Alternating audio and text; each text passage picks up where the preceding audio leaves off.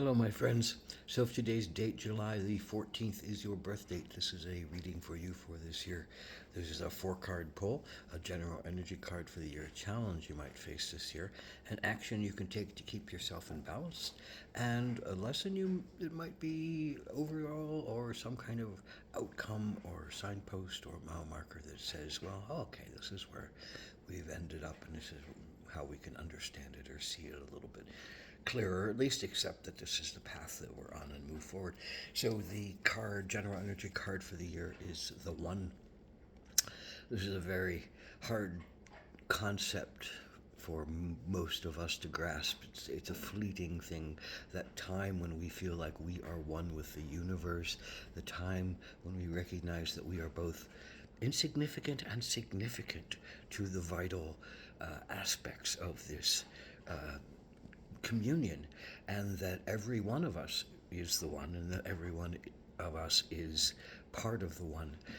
It's that mystic place of recognizing that all is good, and all is connected, and all is magical, and all is as one, and that there's a force that we can't see and we don't recognize, but it is that sense that we are connected in the holiest and biggest possible way. The Hindus like to think that the seed pearl for the sound of creation is Om, and I think the one connects dramatically with the sense of the word Om.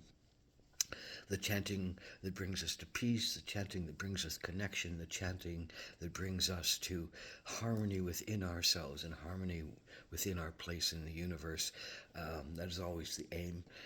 That is always the aim of humanity, I believe, to find ourselves, in a good place with the universe, and accepting of the flow and moving forward and doing the best that we can, and recognizing that, again, that we are insignificant but significant at the same time. So, what does that all mean for you this year? Well, the challenge for you is the Empress, and my sense of this is there's a lot of things about mother issues. There's a lot of mother issues. There's a lot of senses of either feeling like the great mother, the earth, that feeds us is not taking care of you, or it's a sense of your own mother maybe feeling like she is not quite together with you, and there's some kind of block or discrepancy. It might be your own internal senses of trusting your intuition and trusting your emotions and trusting that you're allowed to have those deep senses of what the Empress, the wild nature of self, the mystic nature of self, the intuitive nature of self is open and free and allowed to go forward with the blessings of the universe, the blessings of yourself, the blessings of, quote, your mother, whatever that means, whoever is that representation of the mother for you. So it might be a year of really challenging lessons about feeling and intuiting and opening oneself up to just what is the nature of things, just what is the nature of everyone who has to go through this. We all have to ride through our natures and heal ourselves, including our mothers, including the earth, including ourselves, and we are called to, I think, have more compassion, more trust, more fluidity, and more trust in our own emotions and our own intuitions. And so that's your challenge this year, is to be in trust with your own emotions and intuitions, and don't rely entirely on your analysis and your limited understanding that can't see the bigger, or can't accept the bigger feel of things, that we all have some part and we all have some necessary part, and we're all at the same time insignificant, but significant. It's a good place to be. It's not a bad place to be. So, what is the action you need to take? Well, the action is the eagle. And the eagle is, given the understanding of being able to fly the highest and see the farthest of any, quote, flying creature, at least in this culture, and that the eagle is the wisdom provider, and is the understanding provider, and is the greatest humanitarian witness. You can see the farthest and understand the widest and understand the depth of what's happening on the greatest degree. So to call eagle in is to ask for the highest and holiest vision to come to receive the messages in the daylight from the light and from the power and all that you can see and all that you can understand for the highest and the holiest of yourself. Whereas the Empress is more about the internal and the emotional and the intuitive and the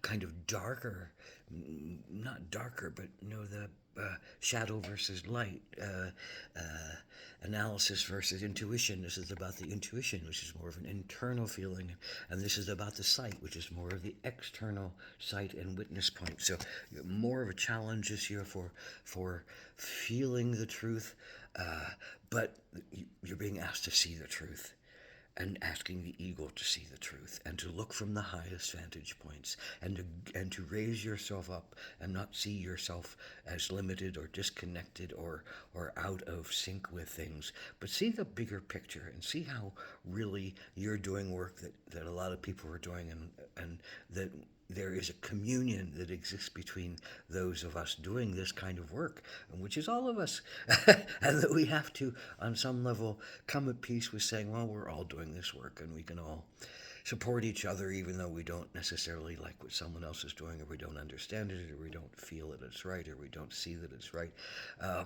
But the eagle says, it is just what is.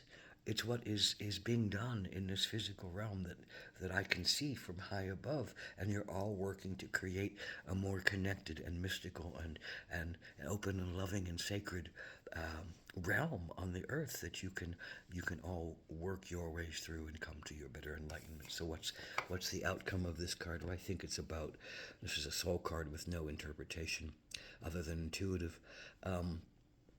I think it's about connecting into past memories that have given you joy, into past remembrances of love, into past remembrances of connection, deep connection. Maybe this is an animal that you're remembering. Maybe it's a human that you're connecting. Maybe it's a sacred moment that you're connecting with. Maybe it's a remembrance on your intuitive side, your memory side, your pain side, which is going to allow you to do some healing work, deep healing work around issues of mother, around issues of intuition, around issues of sacred balance, and feeling like one is connected to the whole, and trusting that one will be supported in their journey. And I think the words that come to you from others this year, from ancestors, from old relatives, from new relatives, from living beings, from beings who have gone before, and from beings who are still coming after you, who still might be able to talk to you about the future, are connected to you in a better way, and that you open yourself up to both your analysis and your intuition, and you come to a more healed and holy spot within yourself. It won't be completely healed. This is work that probably will continue through your life, through all of our lives, of reconnecting into our mother and reconnecting into our sacred intuition and reconnecting into our sense of feeling like the universe has compassion and love for us and trust in us, and that we can be more gentle in ourselves if we can adapt that and adopt that philosophy to ourselves and to the other people around ourselves. We're going to get a lot farther if we just close our eyes and listen. Close our eyes and listen. And that is the challenge, but that is what is asked of you, to close your eyes and listen to the sacredness, to the oneness, to the power of the beingness of yourself, which also might mean surrendering some of your exalted sense of yourself, but opening to the truest sense of your humanity and your understanding and your love. Ahom Atakwe Asan, blessed be.